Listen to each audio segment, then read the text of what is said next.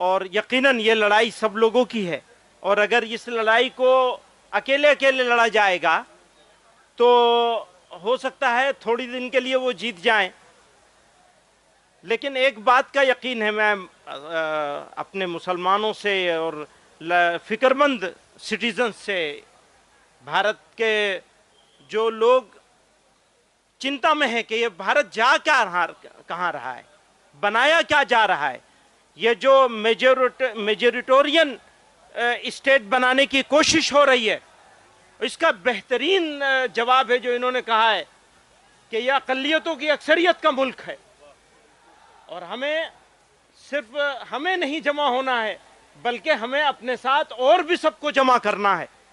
ایک بات یہ ہے۔ دوسری بات یہ ہے، ہر لڑائی کے لیے قربانی کی ضرورت ہوتی ہے۔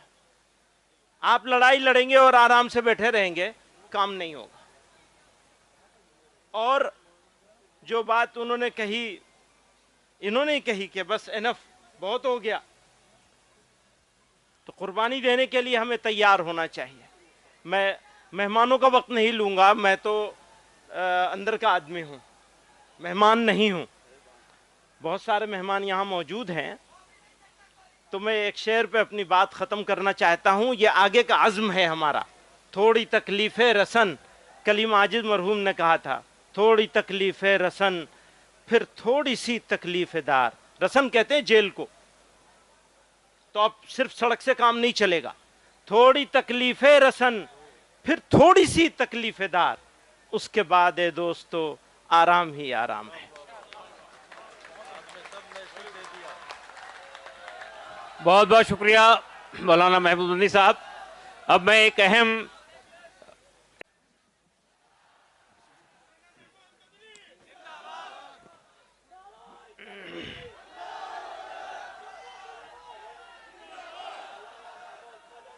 بسم اللہ الرحمن الرحیم، نحمدہ ونصلی ونسلم علی رسولہ الکریم، اما بعد۔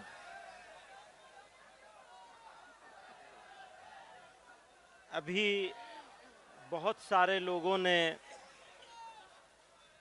اس ایکٹ کے بارے میں اور اس ایکٹ کے سویدھان ویرودھی، دستور مخالف ہونے کے بارے میں تفصیل سے بات کری۔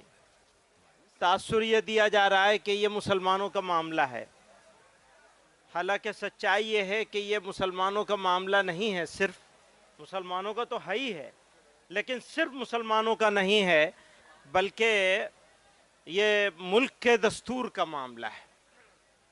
اس ملک کے دستور سازوں نے، ماڈرن انڈیا کے جو آرکیٹیکٹ تھے، انہوں نے جو خاکہ بنایا تھا اس ملک کا، اس کو یہ لوگ توڑ دینا چاہتے ہیں، توڑنے کی سمت میں چل رہے ہیں۔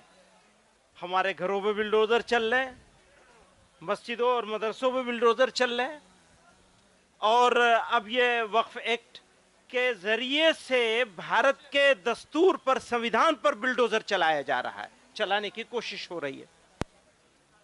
تو میں اس کی مخالفت تو ہر حال میں کرنی ہے، لیکن آگے کا لائحہ عمل کیا ہوگا، آگے کیسے کیا جائے گا، اس کو یہ لڑائی کیسے لڑی جائے گی؟ تو جیسا کہ سب لوگوں نے کہا کہ یہ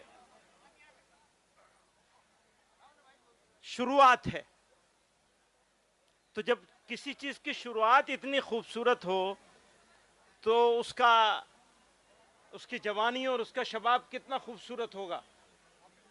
مجھے ہمارے سکھ سماج کے ذمہ دار، میں ان کو مبارکباد دینا چاہتا ہوں، اور یقیناً یہ لڑائی سب لوگوں کی ہے، اور اگر اس لڑائی کو اکیلے اکیلے لڑا جائے گا تو ہو سکتا ہے تھوڑی دن کے لیے وہ جیت جائیں، لیکن ایک بات کا یقین ہے، میں اپنے مسلمانوں سے اور فکر مند سٹیزن سے، بھارت کے جو لوگ چنتا میں ہے کہ یہ بھارت جا کہاں رہا ہے، بنایا کیا جا رہا ہے، یہ جو میجورٹورین اسٹیٹ بنانے کی کوشش ہو رہی ہے، اس کا بہترین جواب ہے جو انہوں نے کہا ہے کہ یہ اقلیتوں کی اکثریت کا ملک ہے اور ہمیں صرف ہمیں نہیں جمع ہونا ہے بلکہ ہمیں اپنے ساتھ اور بھی سب کو جمع کرنا ہے.